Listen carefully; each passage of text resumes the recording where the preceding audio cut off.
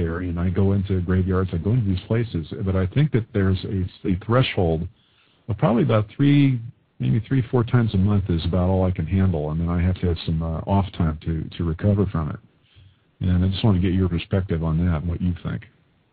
I think that my opinion is that if you go out and do ghost investigations and you're not grounding yourself or even preparing yourself on some level before you put yourself out there, then you're going to start feeling that way. I've had people will go on investigations and they're feeling nauseous or their head's spinning, they're having vertigo, they have to go outside, they can't breathe.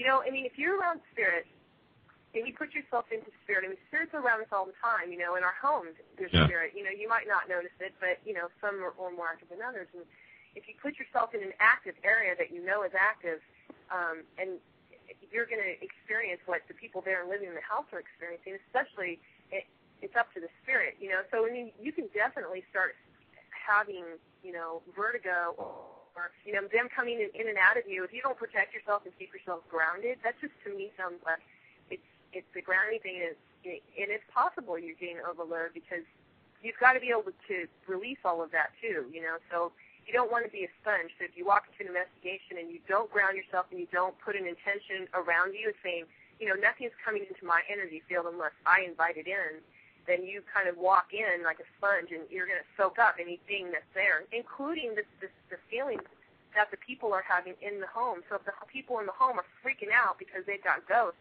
you're going to collect that energy too. Like it's like a piece of cotton candy with sticks without the cotton candy on it yet. You're going to go around the home in every little place with your EP monitor and all your gear, and then you're going to collect and have a big cotton candy ball of cotton candy when you get done of everybody's energy. So it's possible that's what you're doing.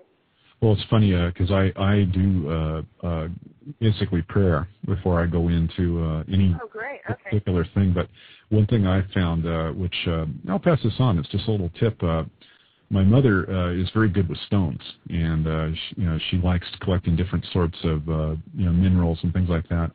And she purchased me a zircon, a gold zircon, and I found that it's a protection stone that a lot of military men wear into battle.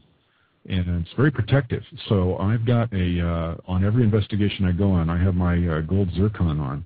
And I've noticed I've done a lot better since I've had that. But I do still believe that there's even with all the protection, I think that you need to measure your energy and really be honest with yourself before you go out on an investigation. If you're feeling sick, especially to the audience listening, don't go.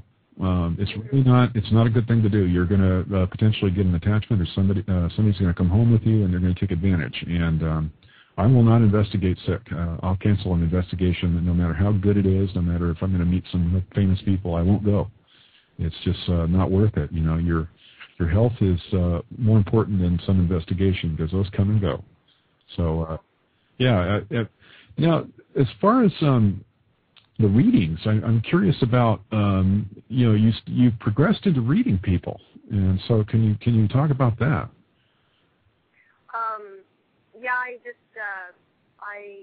When I started doing ghost investigations, I also started learning the tarot, and I was just hooked because it was a lot of different modalities. I just started learning a lot of different modalities.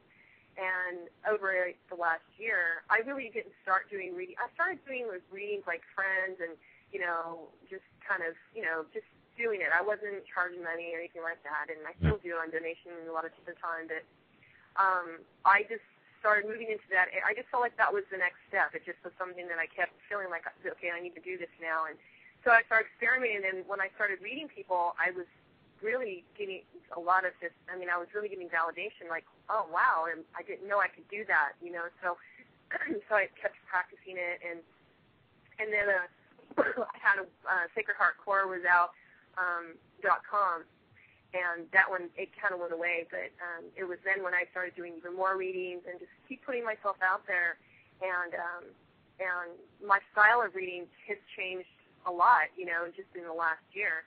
I was doing tarot, and I really didn't feel that connected with other people doing it. So I started doing it for myself. But then someone came along and said, another medium friend, And she said, why don't you just not do the cards and just read them? And so people would sit in front of me, and I would start reading them, and I would, not only was I reading them, but spirit would come through, like their grandmother, always grandparents, seemed like always the grandparents would come through, And I would I'd go, okay, well, I'd ask them, because not everybody wants to know. And it was really kind of a John Edwards style of reading. It was just something that would pop in there. It's not something that they said, hey, Renee, I want to connect with my grandmother. But grandparents or friends would definitely come through. And then I thought, well, okay, I even now I do energy readings more for just to help people. I don't do it for fortune telling or, am I going to get the job that I really want? I like to read people and give them tools so that they can learn how to do it themselves. Everybody can do this. Or give them some tools and say, well, try this and send some energy to this person. There was a girl who just recently I helped, and it was amazing. She had this girlfriend, and they didn't talk for a year. I guess something happened that the girl I was reading for couldn't figure out why.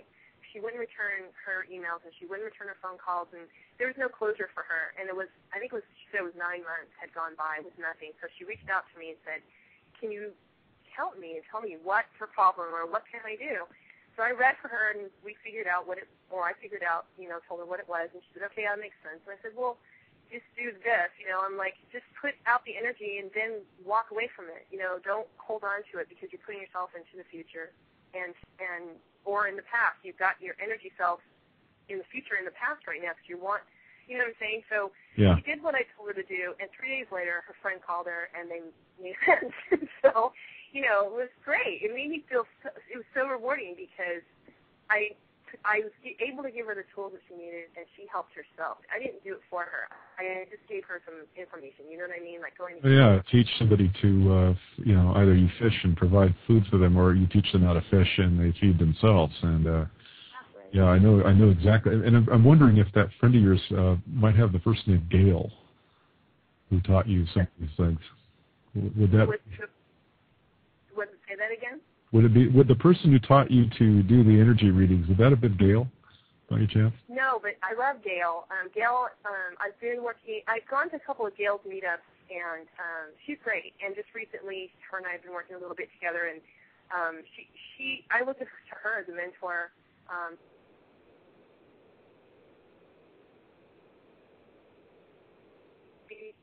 You stole it.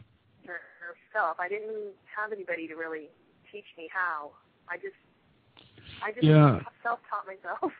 Well, it's funny, I briefly flirted with readings probably 20 years ago, and I got into it, and just about the time I had met Gail, and I got into doing some of that myself, and I agree wholeheartedly with what you're saying, because I think that everyone, all of you in the audience, people all have these abilities latent within us. And I found that I had a particular bent for picking up objects, and I could read objects. Or if I would touch a person and hold their arm or just touch them for a while, I could sense the medical things going on with them, and I would call it out, and it would be, invariably very right or very close to right. And so I really think that if you just focus on these things and you pick a skill that you want to develop, there's something about intent. And I do think that that's a real big thing. And I think that once you declare that you want to do that, nature somehow finds a way to make it happen. Absolutely. Yeah, I think that's great. I think, is it psychosymmetry? Is that when you touch something? Is that what it's called? Yeah, it's called psychometry. And psychometry. I always say it wrong. It's medical intuitive is the other one. But I found I could not do it unless I touched them, and I didn't know why. If I would touch them, I could suddenly get flashes of what was going on inside of them, and I had no clue as to why I could do that. And I haven't done it for years. I mean, it's not. I think it's one half of the time, but the other half is, I was raised around all these, earth-loving people who are really green with their thumbs and happen to be psychics and Scottish Highlanders. But it just is amazing to me that these capacities of the human mind are so universal and so easy to really activate if people just take the time. They do, and what's so great is that we're going through an awakening process, and I find